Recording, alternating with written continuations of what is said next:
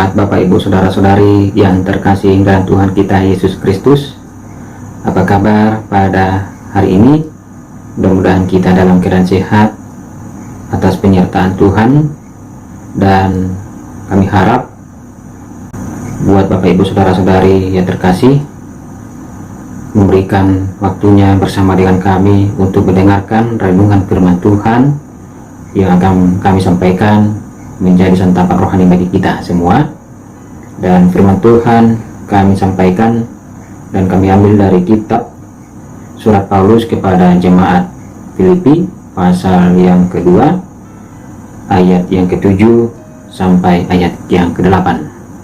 Filipi pasal 2 ayat 7 sampai ayat ke-8. Mari kita mendengarkan, kami bacakan untuk kita semua. Melainkan telah mengosongkan dirinya sendiri dan mengambil rupa seorang hamba dan menjadi sama dengan manusia. Dan dalam keadaan sebagai manusia, ia telah merendahkan dirinya dan taat sampai mati, bahkan sampai mati di kayu salib. Demikian isi firman Tuhan. Bapak Ibu Saudara-saudari yang terkasih dalam Tuhan kita Yesus Kristus, agar kita lebih mengenal dan lebih mengerti apa maksud dari firman Tuhan ini, boleh kita angkat sebuah tema yang menyatakan kepada kita menjadi pribadi yang rendah hati. Menjadi pribadi yang rendah hati. Bapak Ibu Saudara-saudari, mungkin kita sudah pernah mendengarkan sebuah pepatah yang menyatakan makin berisi makin rendah hati. Makin berisi makin rendah hati. Artinya Bapak Ibu Saudara-saudari, barang siapa yang bersikap dengan rendah hati, ia akan memetik kemuliaan pada akhirnya. Barang siapa yang memiliki sikap rendah hati, ia akan memetik kemuliaan pada akhirnya. Bahwa memang sikap yang rendah hati sebagai kualitas hidup personal ataupun sosial. Dan yang menjadi tujuan saya menuliskan dan menyampaikan firman Tuhan ini tentang kerendahan hati adalah sebagai bahan pembelajaran bagi saya pribadi dan juga sekaligus berbagi dengan Bapak Ibu Saudara-saudari yang berada di rumah. Dan di mana sikap yang memiliki rendah hati ini bisa kita lihat dan ditandai dengan berbagai karakter, yaitu orang yang memiliki sikap rendah hati pasti memiliki watak yang tetap tenang meskipun dia diserang. Orang yang memiliki sikap rendah hati tidak membenci meskipun ia dicaci maki oleh orang lain. Bahkan juga sikap orang yang memiliki sikap rendah hati tidak mampu atau tidak gampang menggemparkan kemarahannya kepada orang lain meskipun ia menerima berbagai hinaan. Justru Bapak Ibu Saudara-saudari, semuanya itu sebagai pembelajaran yang begitu sangat luar biasa bagi dia untuk mawas diri, bagaimana dia akan menerima dan mendapatkan kebahagiaan dan kemuliaan yang sejati. Dan di mana khotbah ini Yesus telah merendahkan dirinya yang sebagai gambaran yang luar biasa bagi kita. Artinya merendahkan dirinya, mengosongkan dirinya atau melepaskan semua sifat-sifat keilahiannya. Yaitu juga Yesus mau mengorbankan hak-hak sebagai korban penebusan dosa untuk manusia. Demikian juga Yesus Kristus taat sampai mati di kayu salib. Itu menunjukkan bagi kita Yesus mau menerima hukuman yang paling terhina dan hukuman yang memalukan pada saat Yesus disalibkan. Yesus menerima semuanya itu diam dengan 1000 bahasa. Oleh karena itu Bapak Ibu Saudara-saudari, perlu kiranya kita bercermin ya. Perlu kita bercermin kepada diri Yesus Kristus yang datang ke dunia ini bukan untuk dalam rangka mencari pujian, bukan untuk dalam rangka mencari penghormatan dari manusia, bukan hanya untuk mengajarkan firman Tuhan, namun Yesus juga memberikan teladan hidup. Yesus memberikan teladan hidup, yaitu kerendahan hati yang nyata di dalam peristiwa pelayanan dan pengorbanan Yesus di kayu salib. Dia datang bukan untuk dilayani, melainkan Yesus datang untuk melayani. Jadi Bapak Ibu Saudara-saudari yang terkasih dalam Tuhan kita Yesus Kristus, kita hidup dalam dunia ini, di dalamnya adanya kompetisi. Artinya setiap orang selalu berusaha untuk menjadi yang terbaik. Manusia selalu mencari dan berusaha untuk menjadi yang terbaik. Hal tersebut mengartikannya kepada kita bahwa untuk menjadi orang yang terbaik, kita harus saling mengalahkan. Kita saling merebut kemenangan itu sendiri. Seseorang itu tidak menginginkan dirinya selalu di bawah orang lain.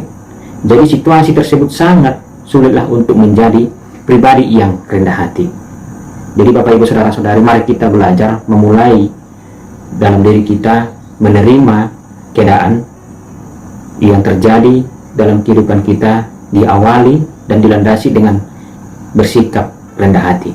Nah, bisa kami memberikan sebuah contoh, yaitu di mana di sebuah tepi pantai ada seekor kerang sedang membuka cakangnya untuk mencari makanan. Tetapi tidak lama kemudian datang seekor bangau melihat kerang dengan cangkangnya yang terbuka, dan bangau itu tergoda untuk memakan dagingnya.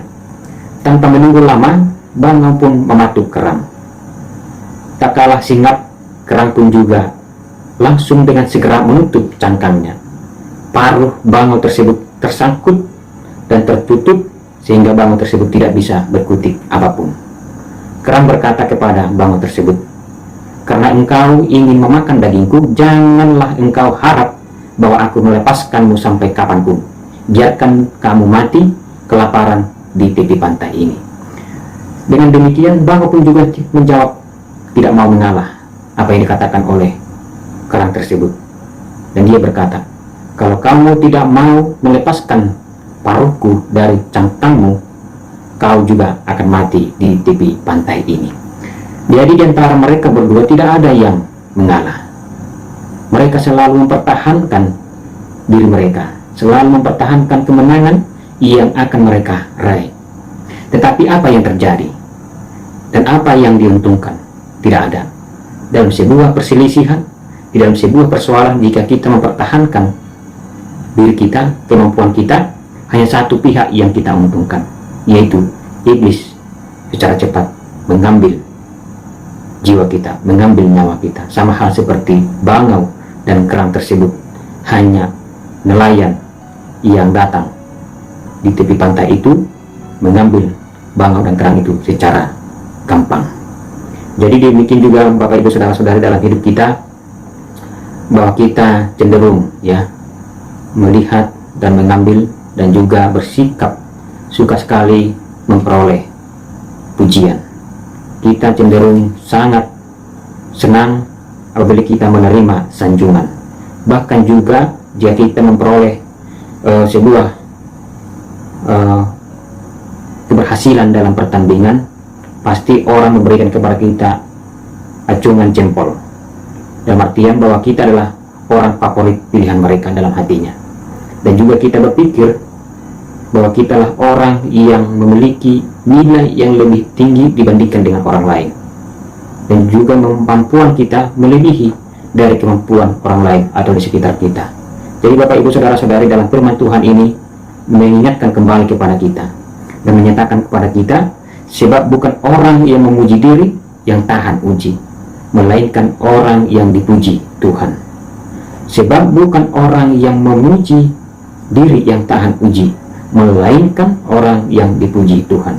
Artinya Bapak Ibu Saudara-saudari, sia-sia bagi kita apabila kita menginginkan diri kita sendiri dan memperoleh pujian manusia, apabila hidup kita tidak berkenan di hadapan Allah, sehingga dunia ini menjadi sebuah dalam diri kita sebagai zaman mengabaikan, sebagai zaman mengabaikan. Padahal sikap kerendahan hati itu sangat berhubungan bagaimana kita hidup dalam bermasyarakat. hidup di dalam berkeluarga, hidup di dalam bergereja. Jadi sikap rendah hati itu berhubungan dengan di dalam roh.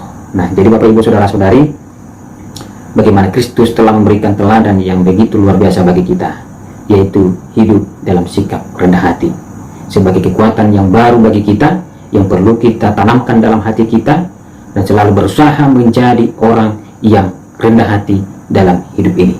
Mari Bapak Ibu Saudara-saudari, mulai langkah hidupan kita. Mari kita melangkah hari-hari yang Tuhan berikan kepada kita dengan sikap rendah hati seperti Kristus yang mampu memberikan dirinya sama seperti manusia, dan dia mau merendahkan dirinya dan sampai mati di kayu salib. Demikian firman Tuhan menjadi renungan yang berharga bagi kita. Tuhan Yesus memberkati kita semua. Amin.